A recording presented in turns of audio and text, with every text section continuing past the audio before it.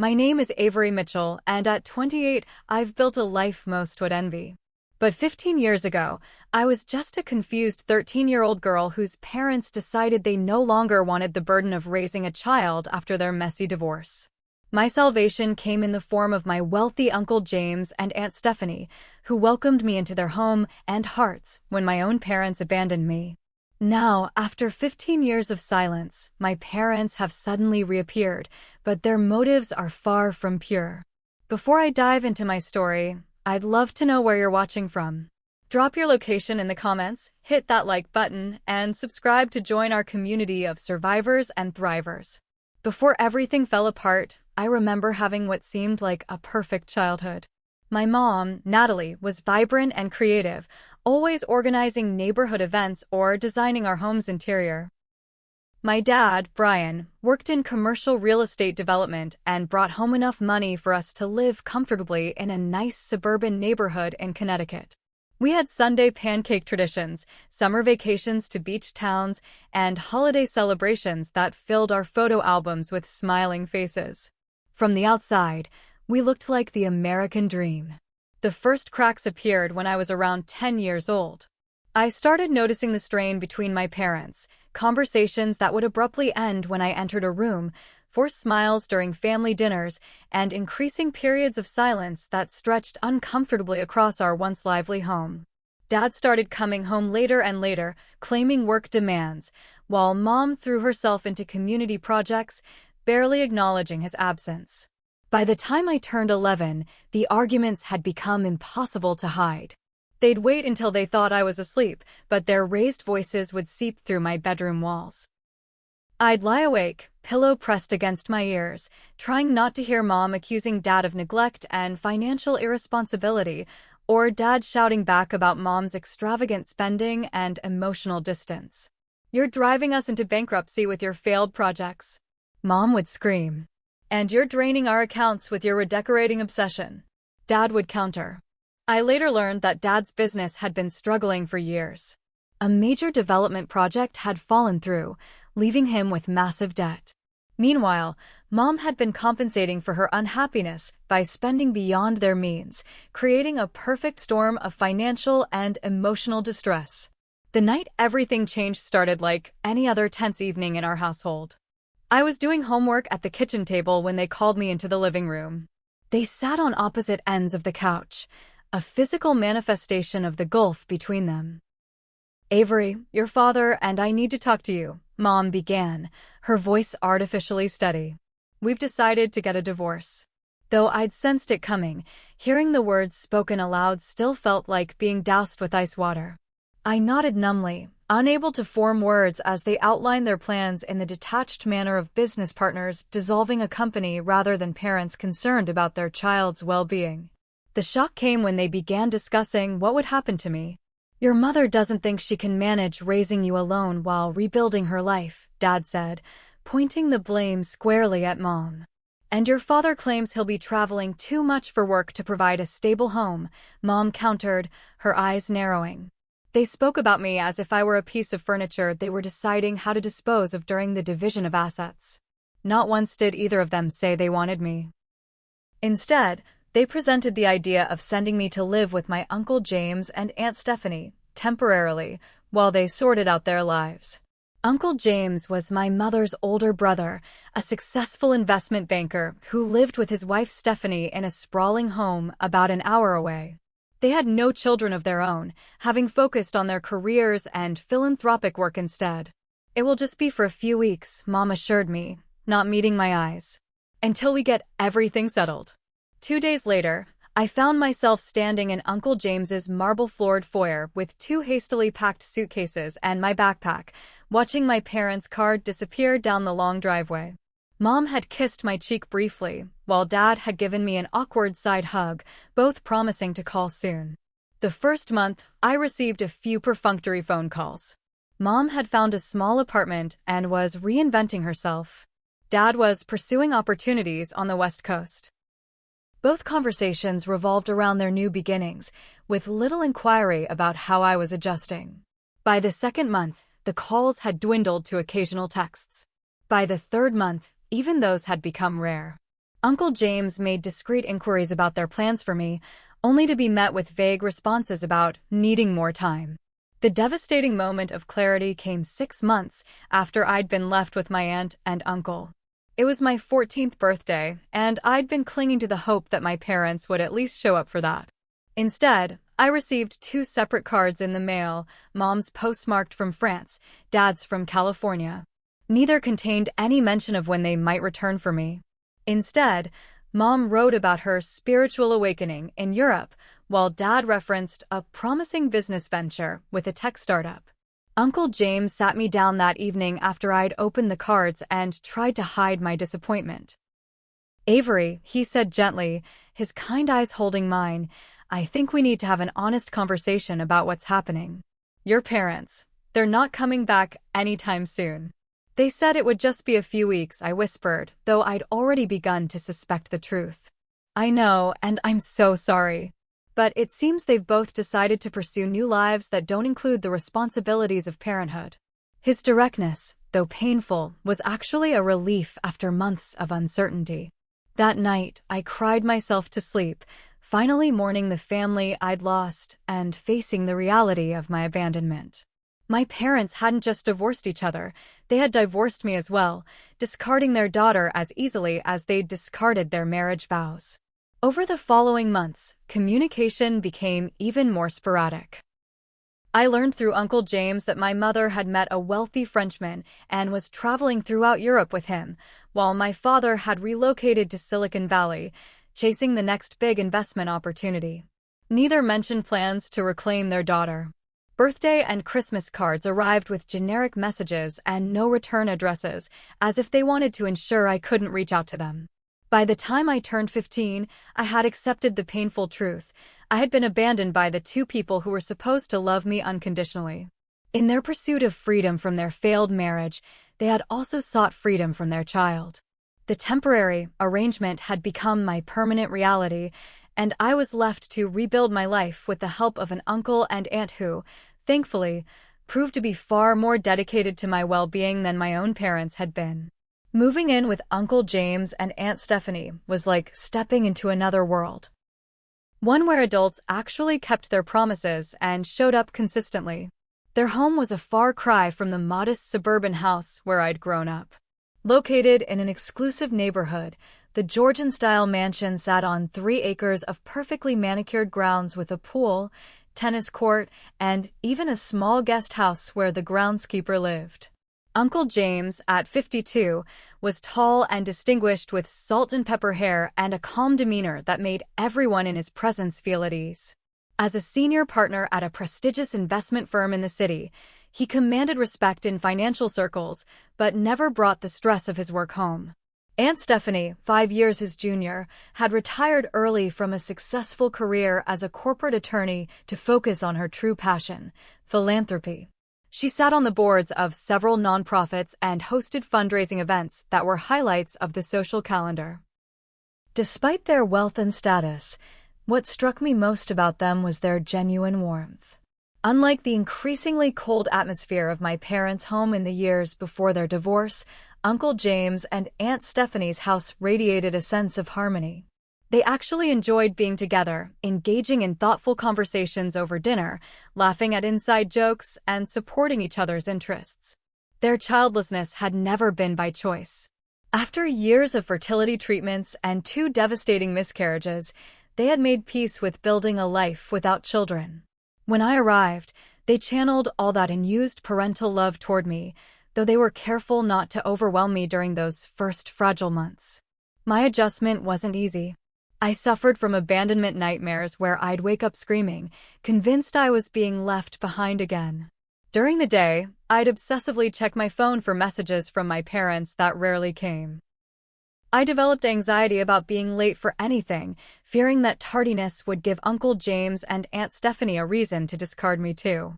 Uncle James approached my emotional struggles with remarkable patience. Rather than dismissing my fears or telling me to get over it, he would sit with me during my anxiety attacks, his steady presence an anchor until the storm passed. "Your feelings are valid, Avery," he would tell me. "What happened to you wasn't fair, and it's okay to be angry and hurt. But I want you to know that this home is yours for as long as you want it. We're not going anywhere." Aunt Stephanie's approach was more practical but equally supportive. She enrolled me in a prestigious private school where I could make a fresh start, arranged for me to see Dr. Wilson, a child psychologist specializing in abandonment trauma, and encouraged me to try different activities to discover new passions. "The best revenge is living well," she told me one evening after I'd received a particularly empty birthday text from my mother. "You can't control their choices, but you can build a life so fulfilling that their absence becomes irrelevant." Under their guidance, I slowly began to heal. The therapy sessions with Dr. Wilson helped me understand that my parents' abandonment reflected their own deep flaws, not my worthiness of love. At school, I gradually formed friendships with classmates who didn't know my history and therefore didn't treat me with the pitying glances I'd endured from neighbors in our old community. Katie, a thoughtful girl with a passion for literature, became my closest friend after we bonded over our shared love of Jane Austen in English class. Zoe, with her vibrant personality and talent for art, pulled me into her creative world, encouraging me to express my emotions through painting. And then there was Daniel, the kind-hearted debate team captain who never failed to make me laugh even on my darkest days. With this growing support system, I began to thrive. My natural academic abilities, which had been overshadowed by the drama of my parents' deteriorating marriage, emerged as I earned top grades. Uncle James noticed my aptitude for mathematics and economics and began including me in conversations about investments and financial markets during our evening discussions. "You have a natural mind for strategy," he commented one night after I'd correctly predicted a market shift he'd been tracking. "That's not something that can be taught." Aunt Stephanie, meanwhile, nurtured my developing interest in psychology and social justice, inviting me to accompany her to benefit events and introducing me to people working in fields that aligned with my interests. "Connections matter," she would explain, "but what you do with those connections matters more. Use them to create positive change." What struck me most profoundly about life with my aunt and uncle was the consistency. When they said they would attend my school events, they showed up. When they promised we would discuss a topic later, we actually did. When they established rules, they enforced them fairly and explained their reasoning. This reliability was a stark contrast to the chaos of my parents' household, where promises were easily made and just as easily broken. By the end of my sophomore year, I had stopped jumping every time my phone buzzed with a notification, no longer expecting it to be a message from my parents. The nightmares had subsided, and I'd stopped referring to my bedroom at Uncle James and Aunt Stephanie's house as the room I'm staying in, finally accepting it as my own space. On the night of my 16th birthday, after a celebration with my new friends and a special dinner prepared by their personal chef, Uncle James and Aunt Stephanie presented me with an unexpected gift: adoption papers. "We would be honored to make official what we already feel in our hearts," Uncle James said, his voice thick with emotion. "You're our daughter in every way that matters, Avery. But we'll completely understand if you're not ready or if this isn't what you want." I stared at the papers, a complex rush of emotions washing over me. Signing them would feel like a final acknowledgement that my biological parents were truly gone from my life.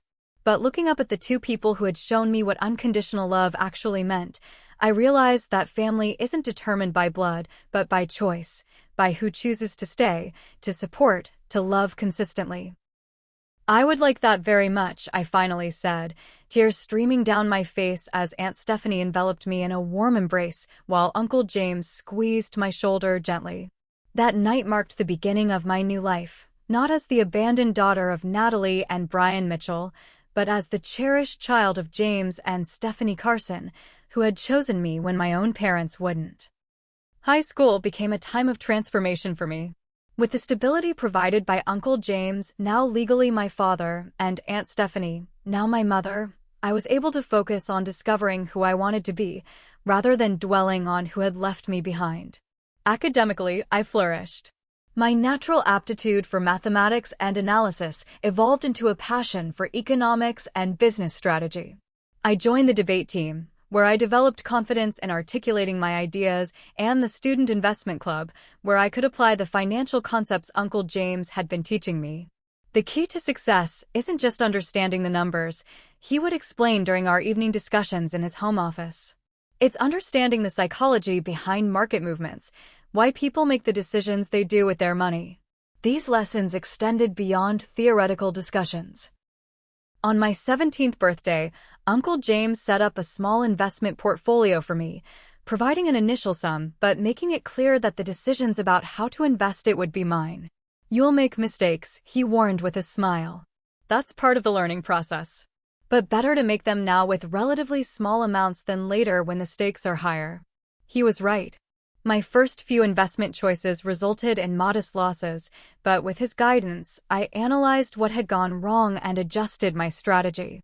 By the end of my junior year, my portfolio had not only recovered but grown by 12%, a fact I took more pride in than almost any of my academic achievements.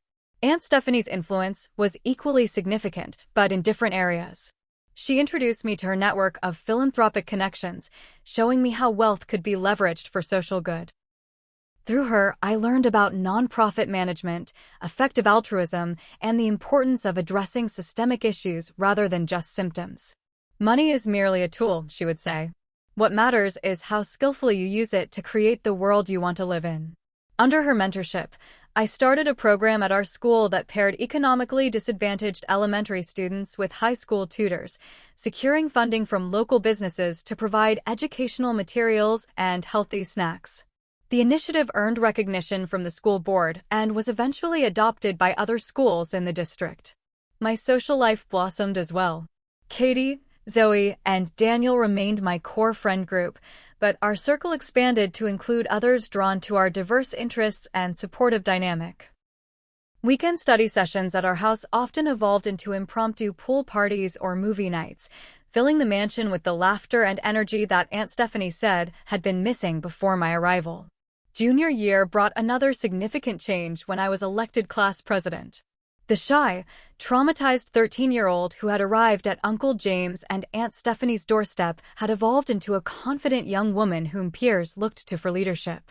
Dr. Wilson, who I continued to see monthly for maintenance therapy, noted that my resilience had become my defining characteristic. "You've turned your wound into wisdom," she observed during one session. Not everyone manages to do that. Many people remain defined by their trauma rather than using it as a catalyst for growth. As graduation approached, I found myself at the top of my class. The girl who had once feared being unwanted was now being courted by multiple Ivy League universities. With Uncle James and Aunt Stephanie's support, both emotional and financial, I accepted an offer from Princeton, where I planned to major in economics with a minor in psychology. The graduation ceremony was a moment of triumph tinged with reflection. As I delivered the valedictorian address to my classmates and their families, I couldn't help but notice the empty seats where biological parents might have sat. But when I looked instead to the front row where Uncle James and Aunt Stephanie beamed with pride, I felt only gratitude for the family I had found. College presented new challenges and opportunities. The rigorous academic environment pushed me to develop stronger study habits and time management skills. I joined the Women in Business Association and the Socially Responsible Investment Fund, which aligned with the values instilled by my adoptive parents. Though I maintained regular contact with my high school friends, I also formed new connections, including several professors who became important mentors. It was during junior year that I met Michael Reynolds, a graduate student in the business school who was teaching assistant for my advanced financial markets course. Our relationship began professionally. He provided invaluable feedback on my research project analyzing ethical investment strategies, but gradually evolved into friendship and eventually romance. Michael shared my interest in using business as a force for positive change. The son of self-made entrepreneurs who had built a sustainable energy company, he understood both privilege and purpose in ways that resonated with me. He was also unfailingly supportive of my ambitions, never treating my career goals as secondary to his own. After graduation, where I received honors for my thesis on psychological factors affecting market volatility during economic crises, I accepted a position at Crawford and Associates, a consulting firm specializing in corporate strategy. The role allowed me to apply both my analytical skills and psychological insights, helping companies navigate complex transitions while considering their social impact. My early 20s became a period of professional growth and personal stability. I advanced quickly at the firm, earning a reputation for innovative approaches to client challenges. Michael and I maintained our relationship, supporting each other's careers while building a life together. We moved into a comfortable apartment in the city, close enough to visit Uncle James and Aunt Stephanie for regular Sunday dinners, but establishing our independence. At 26, another milestone arrived when Michael proposed during a weekend trip to the Berkshires. The antique emerald ring had belonged to his grandmother, and as he slipped it onto my finger, I felt a sense of belonging that once seemed impossible for the abandoned 13-year-old I had been. "You've shown me what real love looks like," he said as we celebrated with champagne by a lakeside sunset. "I want to build a family with you, one where everyone feels as valued and supported as you've made me feel." His words struck a deep chord. Family. Once a concept associated with pain and rejection, it now represented possibility and choice. With Uncle James and Aunt Stephanie's loving example and my own hard-won wisdom, I felt prepared to create the kind of family bonds that would never break. As we began planning our wedding, scheduled for the following spring, I felt satisfied with the life I had built from the ashes of abandonment. At 28, I had a fulfilling career, a loving partner, supportive adoptive parents, and genuine friendships. The absence of my biological parents had become a distant ache rather than a defining wound. But just as I was finalizing details for what promised to be the happiest day of my life, the past I thought I had outgrown came rushing back with unexpected force. The email arrived on an ordinary Tuesday morning as I was reviewing client files before a meeting. The subject line, "Your mother reaching out," nearly caused me to spill my coffee across my keyboard. For a moment, I thought it might be from Aunt Stephanie, but the unfamiliar address made my heart race with a combination of dread and disbelief. I clicked it open with trembling fingers. "Dearest Avery, asterisk. I know it's been far too long since we've spoken. 15 years of silence is inexcusable, and I won't pretend otherwise. I've thought about you every day and have followed your accomplishments from afar through occasional updates from mutual acquaintances, asterisk. Life has taken me down many paths since we last saw each other, some fulfilling, others challenging. I've made many mistakes, but none greater than walking away from you. The pain of our separation has grown more acute with time rather than diminishing, asterisk. I recently learned about your engagement through a social media post shared by one of your high school friends. The beautiful young woman in those photos bears little resemblance to the girl I left behind, and I realize how much of your life I've missed by my own terrible choice, asterisk. I'm back in the States now and would be grateful for the opportunity to see you, to apologize in person, and perhaps begin the long process of making amends if you're willing. I understand if this is unwelcome or if the timing feels disruptive as you plan your wedding, asterisk. Please know that I expect nothing. I only hope for a chance to express my profound regret face-to-face and to tell you that despite my unconscionable actions, I have always loved you, asterisk. With deepest remorse and hope, asterisk. Natalie, Mom, asterisk. I read the message 3 times, emotions cycling between shock, anger, curiosity, and suspicion. After 15 years of near-complete silence, interrupted only by occasional impersonal birthday or holiday cards, my mother wanted to reconnect now, just months before my wedding to Michael? The timing felt too convenient to be coincidental. I forwarded the email to Dr. Wilson, then called Michael, who immediately offered to come to my office. "You don't have to decide anything right now," he assured me, his voice a calming presence through the phone. "Take time to process this. Whatever you decide, I'm with you completely." That evening, still reeling from my mother's unexpected outreach, I drove to Uncle James and Aunt Stephanie's home. They listened quietly as I shared the email's contents, their expressions shifting between concern and carefully contained anger. "There's something else you should know," Uncle James said after I finished speaking. "Your father contacted me last week." My jaw dropped. "Dad reached out too? After all this time?" Uncle James nodded grimly. He called my office. Said he was hoping to reconnect with you but wasn't sure if contacting you directly would be welcome. He asked if I would facilitate a meeting. What did you tell him? I asked, though I already knew the answer. I told him that you're an adult capable of making your own decisions, and that if he wanted to reach out, he should do so directly rather than using me as an intermediary. Uncle James's tone softened. I also told him that if his intentions weren't completely genuine, he should reconsider opening old wounds. Aunt Stephanie reached for my hand across the kitchen island. Avery, there's something strange about both of your parents suddenly reappearing at the same time after 15 years of absence. Especially with your wedding approaching, Uncle James added, his investment banker's analytical mind clearly working through potential motivations. Has either of them mentioned knowing about your engagement? Mom said she saw it on social media through a mutual friend, I confirmed. Dad hasn't contacted me yet, but if he knew to call your office, he must have been keeping tabs on me somehow. Over dinner, we pieced together what little information we had. Through discreet inquiries within his business network, Uncle James had learned that my father's much-touted Silicon Valley venture had collapsed spectacularly the previous year, leaving him with substantial debt. Meanwhile, my mother's European adventure had apparently ended when her relationship with the wealthy Frenchman dissolved, forcing her return to the States with depleted resources. I hate to suggest this, Aunt Stephanie said carefully, but their simultaneous reappearance when both are facing financial difficulties and you're about to marry into the Reynolds family, whose clean energy company was recently valued at over $2 billion, Uncle James finished. The implication hung heavy in the air. After abandoning me for 15 years, my parents might now see me as a potential financial resource, a connection to wealth through both my adoptive family and my future in-laws. We could be wrong, Aunt Stephanie added quickly.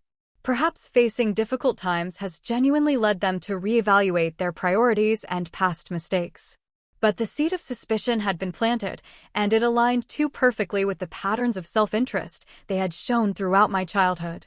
The parents who had once discarded me as an inconvenient burden were now reaching out just as I was connecting to another wealthy family through marriage. The next morning, my suspicions were further confirmed when my father finally made direct contact. His email was less emotional than my mother's, but equally focused on reconciliation, and included a reference to a business opportunity he was eager to discuss with me. After consulting again with Dr. Wilson, who cautioned me to protect my emotional well-being while satisfying my need for closure, I made my decision. I would meet with both parents separately, establish clear boundaries, and determine their true motivations before deciding whether they deserved any place in my life or my upcoming wedding. Remember that you hold the power in this situation, Dr. Wilson advised. You're no longer the vulnerable child they abandoned. You're a strong, successful woman with agency and choice. With that reminder fortifying my resolve, I replied to both emails, setting up meetings for the following week. My mother at a cafe near my office on Tuesday, my father at a restaurant of my choosing on Thursday. I deliberately selected public venues to minimize the potential for emotional manipulation and ensure I could leave easily if necessary. As the meetings approached, I fluctuated between anxiety and a strange sense of empowerment. The 13-year-old girl in me still yearned for parental love and approval, but the woman I had become understood that I no longer needed either to validate my worth. Whatever their motivations for returning to my life, I would face my parents on my terms, not theirs. Tuesday morning dawned crisp and clear, the kind of perfect autumn day that usually lifted my spirits. But as I dressed for both work and my impending reunion with my mother, my stomach churned with apprehension. I chose my outfit deliberately, a tailored charcoal suit that projected confidence and professionalism, paired with the pearl earrings Uncle James and Aunt Stephanie had given me for my college graduation. These physical reminders of my strength and support system would serve as armor for the emotional battle ahead. Michael kissed me goodbye at our apartment door. "Remember who you are," he said softly. "Not who they abandoned, but who you've become despite them." The cafe I'd selected was upscale, but not ostentatious, located in a busy business district where I could easily return to work afterward.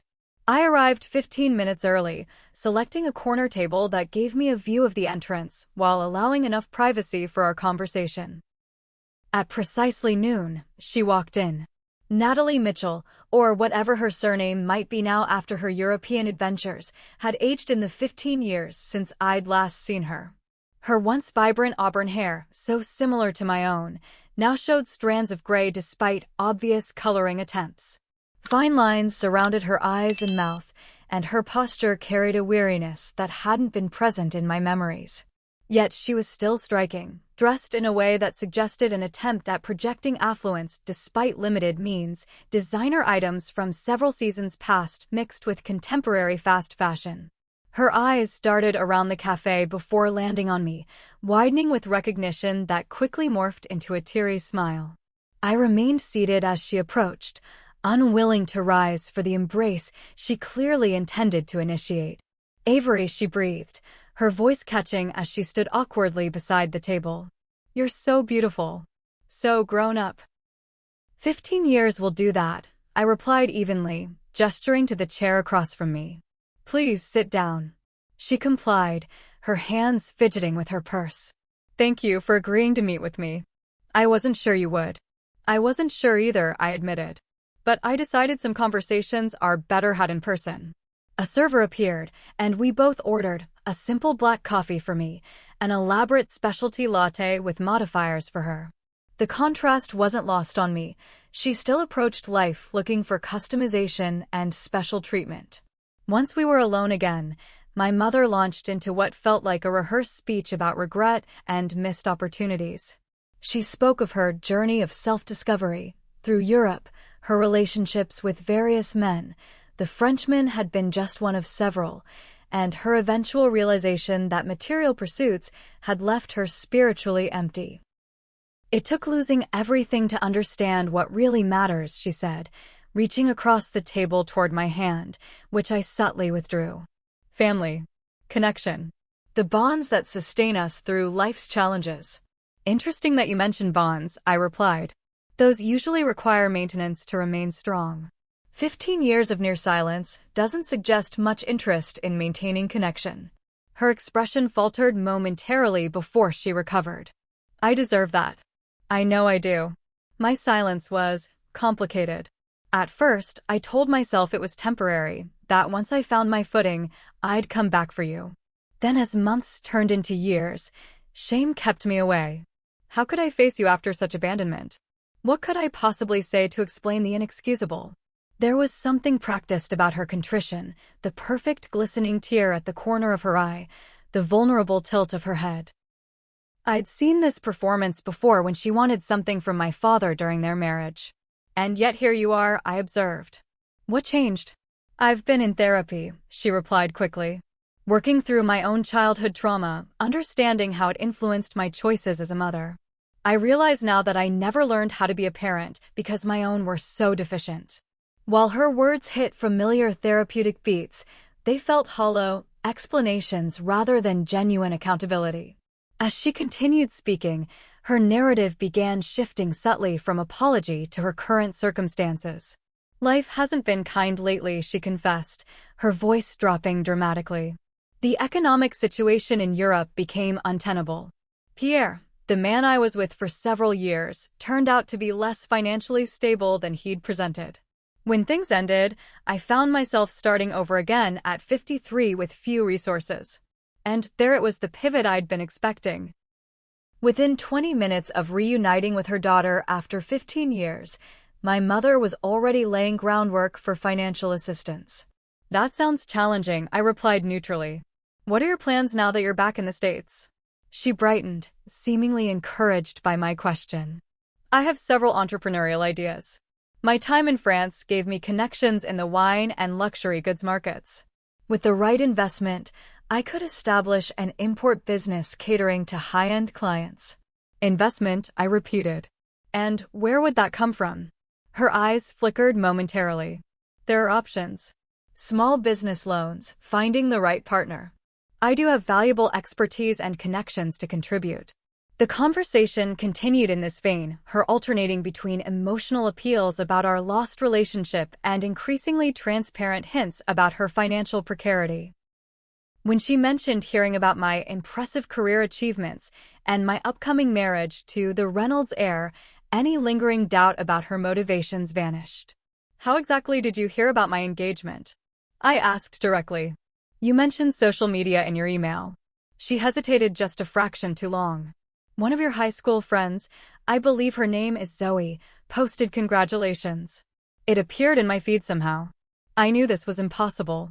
Zoe maintained strict privacy settings, and my mother had never been connected to my friend group on any platform. The lie confirmed my suspicions. "Mom," I said, using the term deliberately to observe her reaction, "why are you really here? After 15 years of minimal contact, why reach out now?" Her eyes welled with fresh tears. "Because I miss my daughter. Because life is short and full of regrets, and I don't want to die someday knowing I never tried to make amends for my greatest mistake." The words were right, but the performance lacked authenticity. When I didn't immediately respond with sympathy, she switched tactics.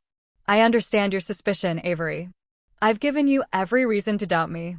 But is it so hard to believe that a mother might genuinely want to reconnect with her child? That losing everything might clarify what truly matters." "It's not hard to believe," I replied calmly. "What's difficult to reconcile is the timing. You reappeared just as I'm about to marry into a wealthy family, simultaneously with my father making similar overtures, when both of you are facing financial difficulties. Surely you can understand how that appears." Color rose in her cheeks. "You think I'm after your fiancé's money? That this is some kind of calculated scheme?" "I think you're someone who abandoned her child when that child became inconvenient to your personal plans," I stated flatly. "So yes, I question your motives when you reappear at a time that seems potentially advantageous to you." Her expression hardened briefly before melting into hurt. "I made a terrible mistake, Avery. One I will regret until my dying day. But is there no possibility of redemption? No path to forgiveness?"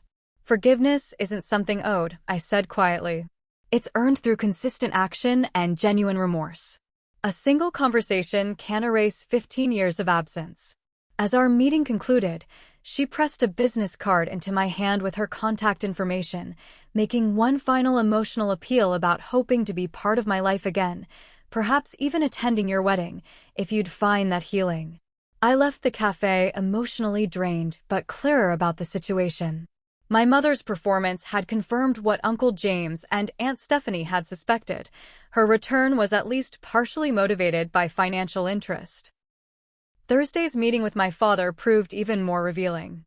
Brian Mitchell had aged more visibly than my mother, his once athletic frame now softened with middle age, his hairline receded, deep lines etched around his mouth suggesting years of stress. He arrived at the restaurant in business attire that, like my mother's outfit, hinted at an attempt to project success despite limited resources.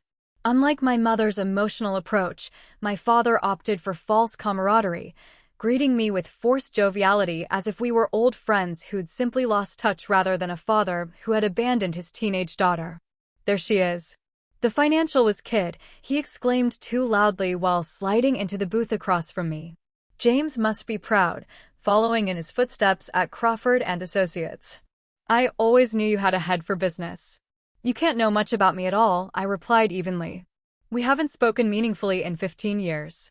His smile faltered momentarily. "Fair point. Direct and to the point, another quality you get from me." I didn't bother correcting his presumption that any of my positive traits could be attributed to him rather than to the people who had actually raised me. Instead, I asked simply, "Why did you want to meet Dad?" He sighed dramatically, running a hand through his thinning hair. "Look, I know I haven't been Father of the Year. The divorce, the business failures, the need to rebuild on the West Coast, it all created a perfect storm that made it impossible to be the parent you deserved." "Impossible," I repeated. Interesting word choice. Many single parents manage to raise children despite difficult circumstances. Many divorced couples co-parent successfully. What made your situation uniquely impossible? He shifted uncomfortably. I'm not here to make excuses, Avery. I'm here because life has a way of teaching hard lessons, and one of mine has been recognizing what really matters. Success, money, it all means nothing without family. This platitude, so similar to my mother's, rang equally hollow. As he continued, the conversation followed a pattern disturbingly parallel to Tuesday's meeting. After brief, superficial inquiries about my life, he launched into his own saga of business ventures, setbacks, and most recently, a health scare that had put everything in perspective. The doctors found a small spot on my lung, he said, lowering his voice conspiratorially. Benign, thankfully, but it was a wake-up call. Made me realize I needed to reconnect with what matters, with who matters. I'm glad you're healthy, I replied sincerely. Health scares can indeed be clarifying. He nodded eagerly. Exactly. And it got me thinking about legacy. About what I'm leaving behind. Which brings me to something I wanted to discuss with you. A business opportunity I'm developing. And there it was, even more direct than my mother's approach. He proceeded to outline a real estate venture targeting sustainable housing developments, emphasizing its profit potential while highlighting his need for initial investors. With your financial background and my experience in development, we could make an incredible team, he enthused. Father-daughter business partners. And the timing couldn't be better with the connections you've built at Crawford and through your fiancé's family. The naked opportunism was almost impressive in its boldness.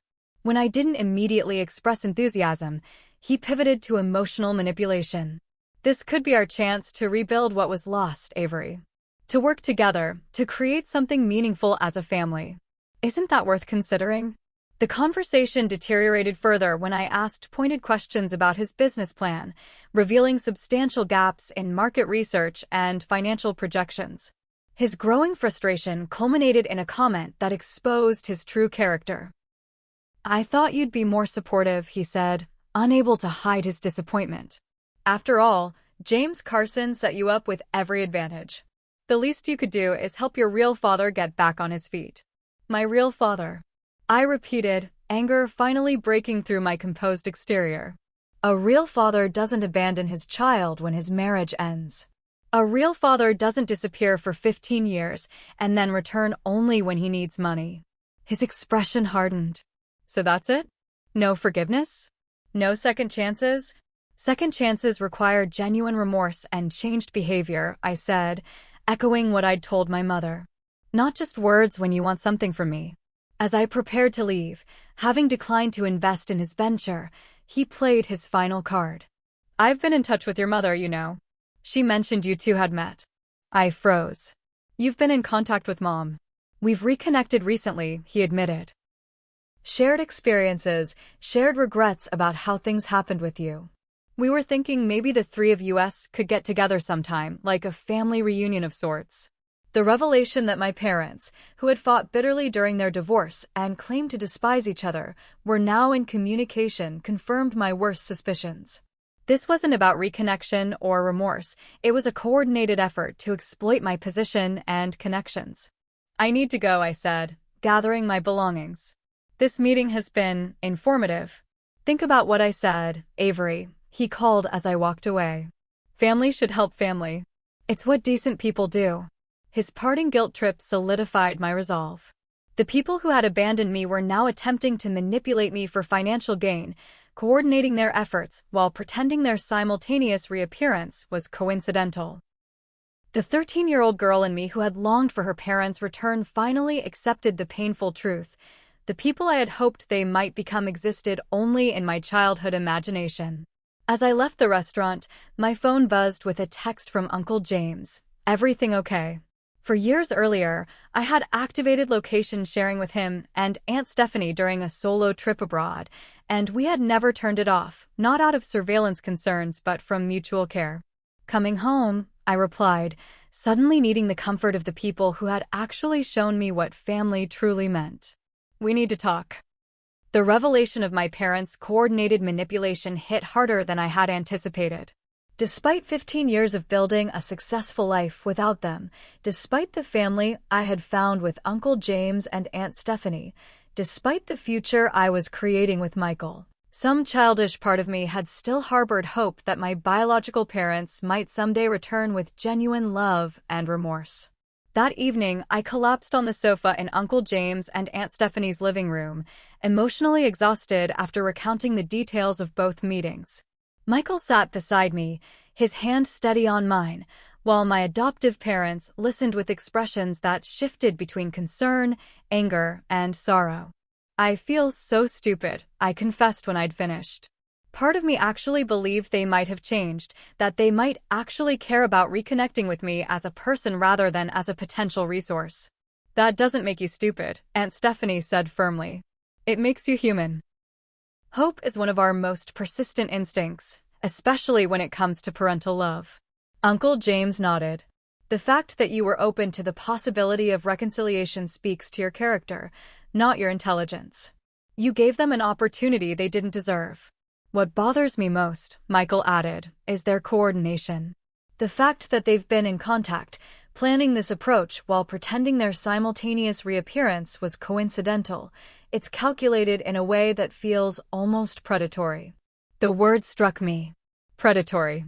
My parents had identified me as a potential target, a successful daughter with valuable connections, and had coordinated their approach to maximize their chances of extracting financial benefit. The realization triggered a panic attack unlike any I'd experienced in years. "I can't breathe," I gasped, my heart racing as tears blurred my vision. I thought I was past this. I thought I'd healed. Michael immediately recognized what was happening, having witnessed a similar episode during our early dating days when a random encounter with a woman who resembled my mother had triggered old trauma. He guided me through the breathing exercises Dr. Wilson had taught me, while Aunt Stephanie brought a glass of water and Uncle James called my therapist directly. Dr. Wilson made room in her schedule for an emergency session the following morning. In her calming office, surrounded by the familiar plants and soft lighting that had witnessed so much of my healing journey, I processed the events of the week. "What you're experiencing is a very normal response to re-traumatization," she explained. "For years, you've worked through the abandonment by your parents. Now they've reappeared in a way that confirms your worst fears about their character, that they discarded you when you were a burden and only want you now because you might be valuable to them." "Exactly," I whispered. "It's like they've validated every negative thought I ever had about my worth to them. But that reflects on them, not on you," Dr. Wilson reminded me. "Their behavior demonstrates their character flaws, not your value as a person." Over the next hour, we worked through strategies for moving forward. Dr. Wilson emphasized that I had choices. I could cut contact completely, establish limited conditional contact, or try to build a new relationship with clear boundaries. The decision was mine to make based on what would best protect my mental health and well-being. "You're not that powerless 13-year-old anymore," she reminded me. "You have agency now. You decide the terms of any relationship moving forward." That concept, agency, became my touchstone as I developed a plan for addressing my parents' return. With input from Michael, Uncle James, Aunt Stephanie, and Dr. Wilson, I drafted a set of conditions for any future relationship with either of my biological parents. 1. Acknowledgement of the abandonment without excuses or deflection. 2. Individual therapy for both of them to address their patterns of self-centered behavior. 3. Commitment to respect boundaries I established without manipulation. 4. No financial requests or business propositions for a minimum of 2 years. 5. Limited, supervised contact initially to rebuild trust gradually. I composed emails to both of them outlining these conditions, making it clear that any future relationship would be contingent on their acceptance of these terms. My message was firm but not vengeful. I wasn't seeking to punish them, but to protect myself while leaving the door slightly open for genuine change if they were capable of it. Their responses arrived within hours of each other, revealing much about their characters. My mother's reply was emotional and defensive, positioning herself as the victim of my harsh judgment while simultaneously claiming to understand my perspective. She agreed to the conditions, but with qualifiers about her financial situation making therapy difficult to afford right now, a transparent attempt to elicit an offer to pay for her counseling. My father's response was more overtly hostile. He accused me of being brainwashed by James Carson's wealth and forgetting where I came from.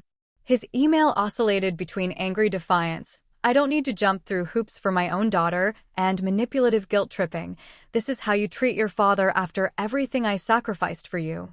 He rejected the conditions outright, stating that real family doesn't come with terms and conditions. Their reactions, while painful, confirmed I had made the right decision in establishing firm boundaries. I forwarded both responses to Dr. Wilson, who validated my approach and helped me prepare for potential escalation. That escalation came sooner than expected. 3 days after sending my conditions, I received a call from Uncle James. "Your father contacted me again," he said, his voice tight with controlled anger. He suggested that if I truly cared about your well-being, I would encourage you to invest in his business venture as a way of healing old wounds. When I refused, he implied he might need to set the record straight about certain aspects of your childhood at your wedding. The threat was clear. If I wouldn't provide financial support, my father would attempt to disrupt my wedding with accusations or embarrassing revelations. It was a desperate ploy from a desperate man, but it still sent a chill through me. "He won't be at the wedding," I said firmly. "Neither of them will." "I agree completely," Uncle James replied. "Stephanie and I have already spoken with the security team at the venue. They won't be allowed entry under any circumstances." The following week brought another attempt at manipulation when my mother showed up unannounced at my office building. Security prevented her from reaching my floor, but she left a handwritten note claiming she was in crisis and only needed a small loan to prevent eviction. The performative desperation, complete with smudged ink suggesting teardrops, might have moved me years ago. Now it only strengthened my resolve. Michael's support during this period proved invaluable. Unlike some partners who might have pressured me to reconcile with my parents for the sake of wedding appearances or family harmony, he fully backed my decision to maintain boundaries. "Family isn't about DNA," he reminded me one evening as we finalized our guest list. "It's about who shows up consistently with love and respect. Your parents forfeited that privilege 15 years ago. They don't get to reclaim it now just because it might benefit them." As our wedding approached, I worried that the shadow of my parents' manipulation might darken what should be a joyful time. Dr. Wilson suggested a symbolic ritual to help me process my feelings and reclaim my narrative. "Write letters to your parents expressing everything you wish you could say, all the hurt, anger, disappointment, and grief," she advised. "Then decide what to do with those letters in a way that feels healing. Some clients burn them, others keep them as a reminder of their journey, and others choose to actually send them." I wrote the letters over a weekend retreat with Katie, Zoe, and several other close friends who had stood by me through this difficult period. The process was cathartic, allowing me to articulate feelings I had suppressed for years while surrounded by people who truly loved me. In the end, I decided not to send the letters. My parents had already demonstrated they weren't capable of hearing my truth without twisting it to serve their narratives. Instead, I chose to read portions to Uncle James and Aunt Stephanie, who had earned the right to understand the depth of my experience. As I read, tears streamed down Aunt Stephanie's face, while Uncle James listened with a quiet intensity that betrayed his emotion. When I finished, they both embraced me. "I wish we could have protected you from this pain," Aunt Stephanie whispered. "But I'm so proud of the woman you've become despite it, because of it, even." Uncle James cleared his throat. "Your resilience amazes me every day. Watching you set boundaries with the people who hurt you most, it's one of the bravest things I've ever witnessed." Their words healed something deep within me. The abandoned child finally understood that she had been claimed by love far stronger than the biological connection that had failed her. During this period of emotional processing, I received an unexpected message from a cousin on my father's side, Haley Mitchell, whom I hadn't seen since childhood. She had apparently been told by my father that I was refusing contact despite his many attempts to reconcile over the years. His narrative portrayed him as the wounded party, repeatedly reaching out to an unforgiving daughter who had been poisoned against him by her wealthy adoptive family. Similar stories had apparently been circulated among extended family members on both sides, painting me as cold and ungrateful while presenting my parents as victims of circumstance who had done their best, given their limitations. Rather than allowing this false narrative to persist, I decided to reclaim my story. With support from Michael and my adoptive parents, I composed a factual, unemotional account of the abandonment and the recent contact attempts, which I shared with key family members on both sides. I included documentation, the original emails from my parents, their responses to my conditions, and the threatening messages they had sent subsequently. "I'm not sharing this to vilify anyone," I wrote in conclusion. "I'm sharing it because I deserve to have my experience acknowledged truthfully. For 15 years, I built a life without my parents' presence or support. I am open to reconciliation based on genuine remorse and changed behavior, but not to exploitation or manipulation." The response was overwhelming. Cousins, aunts, and uncles from both sides reached out with messages of support and apology for believing false narratives. Several revealed similar experiences with my parents' self-serving behavior over the years. Most touchingly, my father's sister Laura, who had distanced herself from him years ago for reasons I never understood, called to express her admiration for my boundaries. "He did the same thing to me when his business first failed," she confided. "Tried to guilt me into investing my husband's retirement savings in a sure-thing venture. When I refused, he spread rumors that I had abandoned him in his time of need. It took years to repair relationships with other family members who only heard his side. This outpouring of support and validation marked a turning point in my healing journey. By speaking my truth calmly and factually, I had reclaimed my narrative from those who sought to distort it. The 13-year-old girl who had been silenced by abandonment finally had her voice heard and believed. With the wedding just weeks away, I made a final decision regarding my parents. I would send them each a simple message. I understand you're disappointed by my boundaries. I remain open to building a new relationship based on mutual respect if you choose to meet the conditions I've outlined. Regardless of your decision, I wish you well in your journey forward. I've found peace in mine. It wasn't forgiveness exactly, that would require genuine remorse and changed behavior on their part. But it was something equally powerful, indifference. Their presence or absence no longer defined me. Their approval or disappointment no longer mattered. I had taken control of my story, and in doing so, had finally freed myself from the emotional prison of abandonment. The weight that lifted with this realization was almost physical. As Michael noted with a smile, "You're standing taller these days." Indeed, I was no longer bent under the burden of unresolved trauma, but fully upright in my truth and worth. The parents who had once discarded me as an inconvenient burden had returned hoping to exploit me as a valuable resource. In refusing to be used, I had completed the journey from victim to victor. My wedding day dawned clear and perfect, one of those rare October days when summer's warmth lingers while fall's colors paint the landscape in gold and crimson. As I stood before the mirror in the bridal suite, Aunt Stephanie adjusting my veil while Katie and Zoe fussed with my train, I felt a profound sense of peace that had seemed impossible just months earlier. "You look radiant," Aunt Stephanie said, her eyes glistening with unshed tears.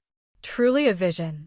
The elegant gown, ivory satin with delicate lace overlay, had been carefully selected not just for its beauty, but for what it represented, a fresh beginning unburdened by the past. Around my neck hung a pendant that had belonged to Aunt Stephanie's grandmother, fulfilling both the something old and something borrowed traditions while symbolizing the family bonds that had sustained me. When Uncle James appeared at the door to escort me down the aisle, his momentary speechlessness spoke volumes. As he offered his arm, he whispered, "I've never been prouder than I am at this moment, watching the remarkable woman you've become." Walking toward Michael, who waited beneath an arch of autumn flowers, I scanned the gathered faces, friends who had supported me through difficult times, colleagues who had become mentors, extended family members who had chosen truth over comfortable falsehoods. The absence of my biological parents created no void. Rather, the space was filled completely by authentic connections built on respect, consistency, and genuine care. The ceremony itself passed in a blur of emotion, Michael's voice steady as he recited vows he had written himself, my own words emerging clearer and stronger than I had expected.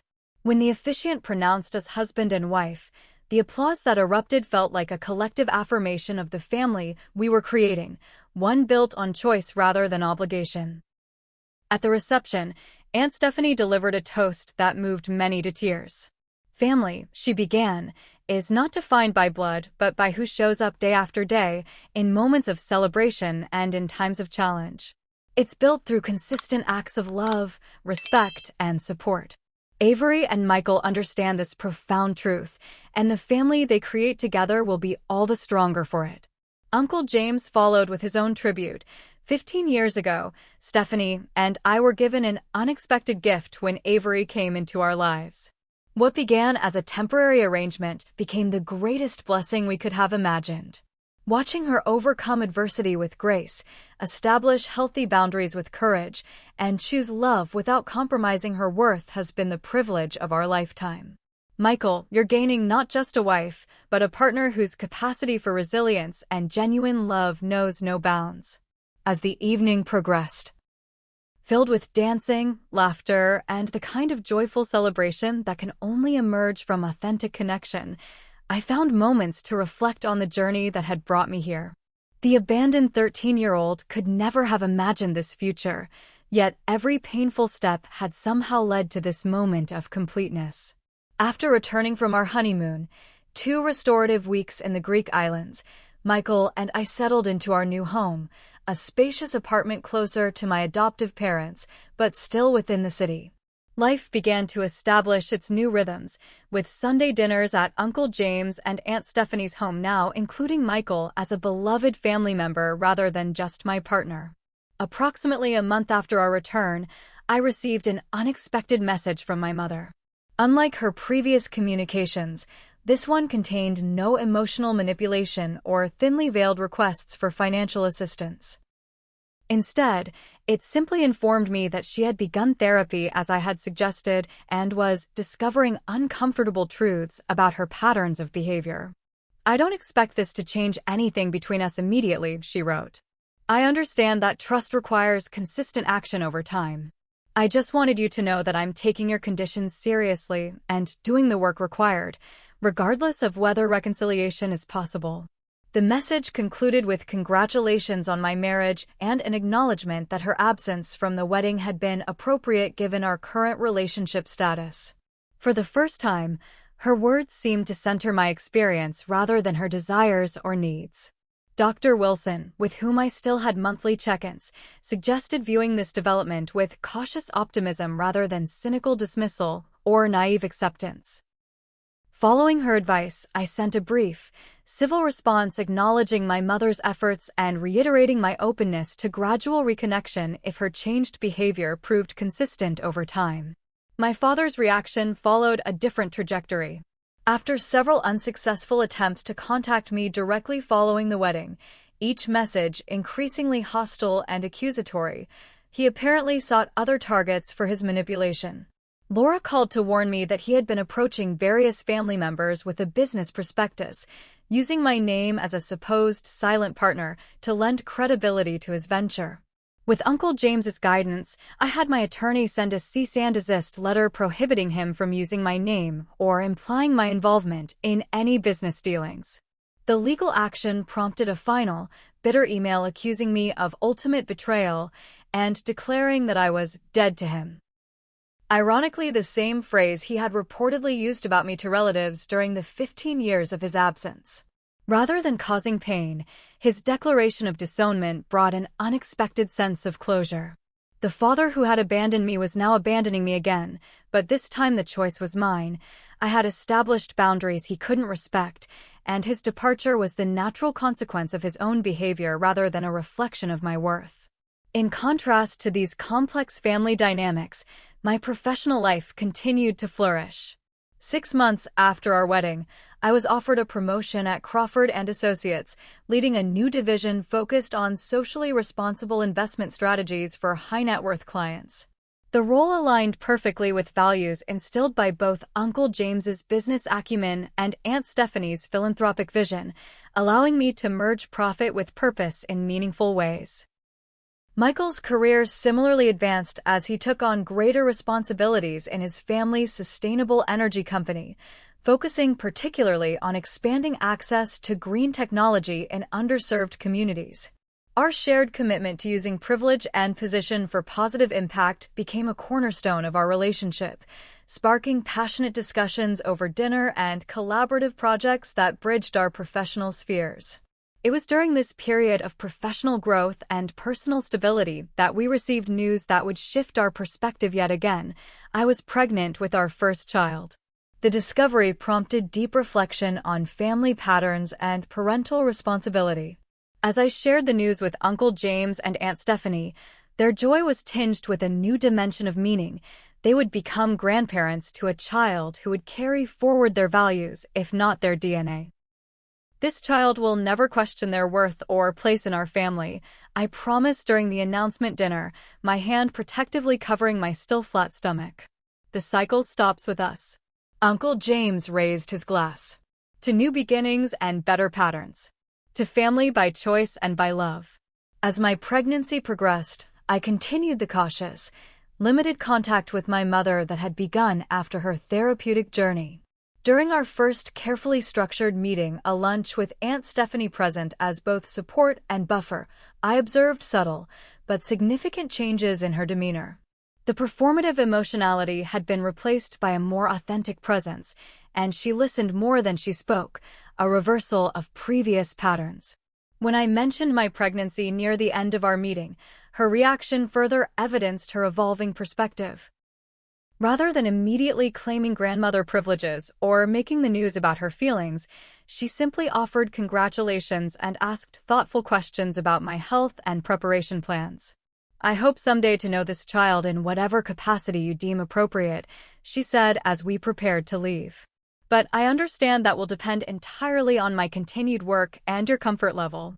I've learned that relationships aren't entitlements, but privileges earned through consistent care and respect.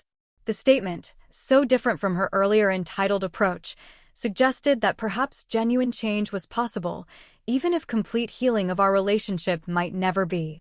We established a pattern of monthly lunches, always with clear boundaries and usually with a supportive third party present.